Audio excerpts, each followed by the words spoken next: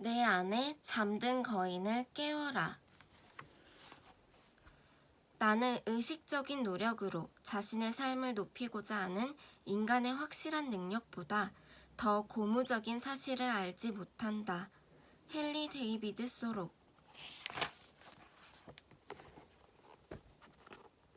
1장 새로운 운명의 꿈. 운명이란 것이 있다고 줄기차게 믿는 사람은 유행을 기다리는 변덕스러운 사람이다. 벤저민 디즈레일리. 우리 모두는 꿈을 가지고 있다. 우리는 남다른 특별한 재능을 가지고 있을 뿐만 아니라 성공하여 행복하게 살 수 있다고 믿고 싶어 한다. 나아가 다른 사람들에게 영향을 주어 이 세상을 더 나은 곳으로 만들 수 있기를 진심으로 희망한다. 인생을 살아가면서 우리는 한때 가치 있는 삶에 대한 비전을 갖고 있었다. 그것이 성취되길 갈망하면서 언젠가는 충분히 누릴 수 있으리라 꿈꾸었다. 그러나 많은 사람들은 좌절을 겪으면서 더 이상 이러한 꿈을 이루려고 노력하지도 않고 그저 평범한 일상 속에 파묻혀 살아가고 있다. 너무도 많은 사람들이 자신의 꿈과 운명을 새롭게 개척해 나가려는 의지를 잃은 채 자신의 능력에 대한 강력한 확신을 잃어버리고 살고 있다. 나는 우리 모두가 잃어버린 꿈을 되찾고 자신 안에 잠자는 무한한 능력을 일깨워서 그 꿈을 실현시키도록 하는 방법을 탐구해왔다. 내가 진정으로 꿈꾸던 삶을 누리고 있다는 사실을 깨닫게 된 날을 나는 결코 잊을 수 없다. 어느 날 로스앤젤레스에서 회의를 마친 나는 자가용 헬리콥터를 타고 세미나가 열릴 오렌지 카운티를 향해 날아가고 있었다. 헬리콥터가 글렌데일시 상공을 지나갈 때 문득 눈에 익은 대형 빌딩이 보였다. 나는 잠시 동안 그 건물 위를 선회하도록 했다.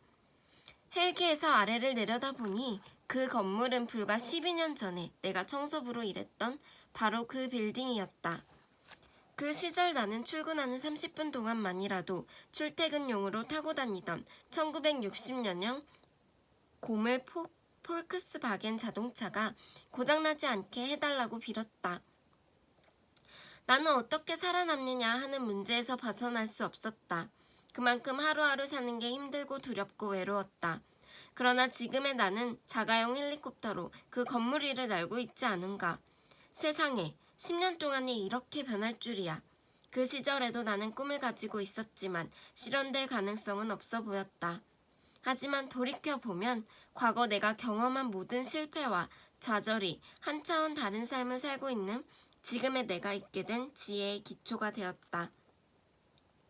해안을 따라 남쪽으로 비행하면서 파도 타는 사람들과 돌고래가 함께 놀고 있는 광경을 보았다. 이 광경은 아내 베키와 내가 인생에서 가장 특별한 선물 가운데 하나로 간직하고 있는 것이다. 마침내 어빈이란 곳에 도착했다. 헬리콥터에서 내려다보니 세미나 장소로 향하는 길이 1마일도 넘게 꽉 막혀 있었다. 그 광경을 보니 마음이 좀 불안했다. 나는 속으로 무슨 일인지는 모르겠지만 그 행사가 빨리 시작되어서 내 세미나에 참석하는 사람들이 제 시간에 도착했으면 좋겠다고 생각했다. 그러나 내가 탄 헬리콥터가 헬기장으로 내려가면서 새로운 광경을 보았다. 내가 내리려는 곳에서 경호원들이 수천 명의 사람들을 제지하고 있었던 것이다. 불현듯 나는 현실을 깨닫게 되었다. 그 엄청난 교통체증은 사람들이 내 세미나에 참석하려고 몰려드는 바람에 일어난 일이었다. 약 2,000명 정도가 참가하리라 예상했는데 실내 경기장에는 7,000명이 넘는 사람들이 운집해 있었던 것이다. 그 경기장의 최대 수용 인원은 5,000명밖에 안 되었다. 경기장 안으로 들어설 때 나는 곧 수백 명의 사람들에게 에워싸였다.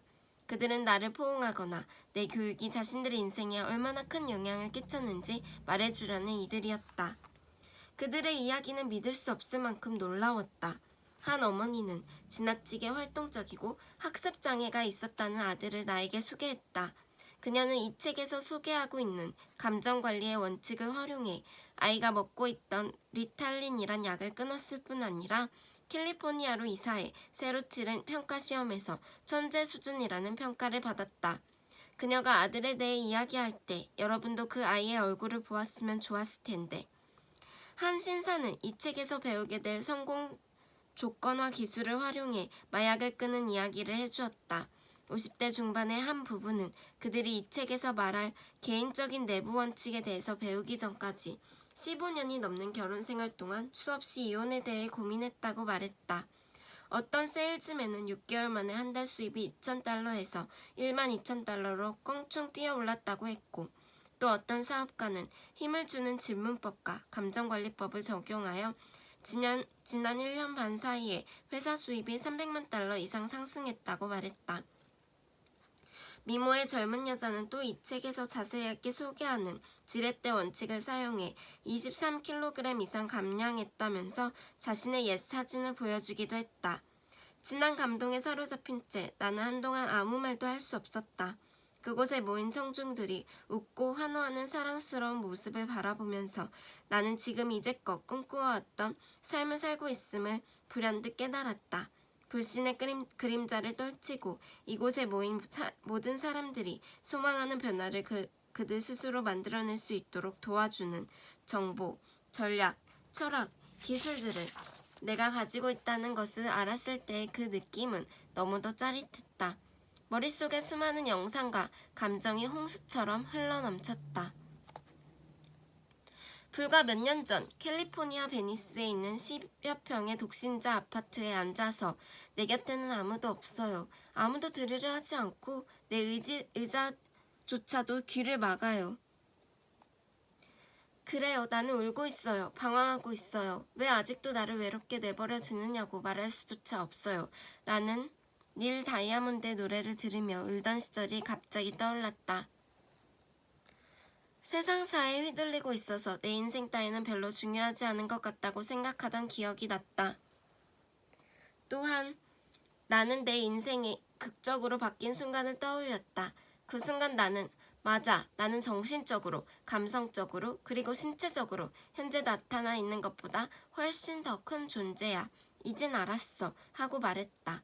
그 순간 나는 내 인생을 완전히 바꿔놓을 결심을 했다. 말 그대로 내 인생의 모든 것을 바꾸기로 결심했던 것이다. 나는 절대로 내 능력 이하의 삶에 만족하지 않기로 결심했다. 그 결단이 이런 놀라운 순간으로 나를 데려다 줄지 누가 감히 상상이나 했겠는가? 그날 저녁 나는 세미나를 위해 최선을 다했다. 세미나장을 떠날 때 수많은 사람들이 헬기장까지 와서 나를 전송했다. 그날 저녁 내가 받은 엄청난 감동은 어떠한 말로도 표현할 수 없을 만큼 대단한 것이었다. 이런 감동을 느낄 수 있도록 나를 이끌어주신 신께 감사드리는 순간 뺨 위로 눈물이 흘러내렸다. 헬리콥터가 달빛을 향해 올라갈 때 내 몸을 꼬집어 보았다. 이것이 정말 현실일까? 과연 8년 전에 괴로워하고 좌절하고 외로워하고 삶을 제대로 살 수 없었던 바로 그 사람이 지금의 나란 말인가? 인생을 제대로 살 수 있을지 고민하던 그 가난뱅이 뚱보가 나란 말인가? 고작 고등학교 졸업장밖에 갖지 못한 새파란 젊은이가 어떻게 이런 극적인 변화를 이룰 수 있었을까? 내 대답은 간단하다. 나는 능력의 집중이라는 원칙을 활용하는 방법을 배운 것이다. 한 가지 분야를 정복하기 위해 자신이 가진 모든 자원을 집중할 때 우리가 즉각적으로 투여할 수 있는 엄청난 능력은 별로 알려지지 않았다. 조절된 집중력은 레이저 광선 같아서 우리를 가로막는 어떤 것이라도 뚫고 나갈 수 있다. 지속적으로 어떤 분야를 개선하려고 할 때 우리는 그 분야를 더 발전적으로 만드는 독특한 방법을 개발하게 된다. 사람들이 자신이 간절히 원하는 것을 이루지 못하는 가장 중요한 이유는 무엇일까? 거기에 능력을 집중하지 않기 때문이다. 대부분의 사람들은 특정한 분야에서 최고가 되려고 하기보다는 그냥 취미삼아 해보는 정도에 그친다. 사실 나는 인생에서 실패하는 가장 큰 이유는 사소한 일에 목숨을 걸기 때문이라고 믿는다. 인생에서 가장 중요한 교훈의 하나는 우리를 만드는 것은 바로 우리의 행동이란 사실을 깨닫는 것이다. 무엇이 인간의 행동을 만들어내는가? 이 질문에 대한 답은 우리의 운명을 만드는데 결정적인 열쇠를 제공한다. 나는 도저히 억누를 수 없는 단 한 가지에 지속적인 초점을 맞추고 살아왔다. 사람들이 훌륭한 삶을 살 수 있도록 하는 것은 무엇인가? 보잘것없고 끔찍한 과거를 가진 사람들이 어떻게 그 모든 역경에도 불구하고 감동적인 삶을 살 수 있을까? 또 어떤 사람들은 손가락 하나 까딱하지 않고도 모든 것을 얻을 수 있는 풍요로운 환경에서 태어났는데도 비만이 되고 절망에 빠지고 때로는 마약 중독에까지 이르는가? 과연 무엇이 모델이 되는 삶과 경고성 교훈이 되는 삶에 이르도록 하는가? 누군가가 좌절한 채 삶을 살고 있을 동안 그렇지 않은 많은 사람들이 거기에서 더 얻을 수 있는 것은 없나요? 라고 물으며 열정적이고 행복하고 감사하는 삶을 살아가는 비결은 무엇일까? 이런 것에 대한 내 집착은 몇 개의 간단한 의문에서 시작되었다. 나는 어떻게 현재의 내 인생을 지배하고 살 수 있을까?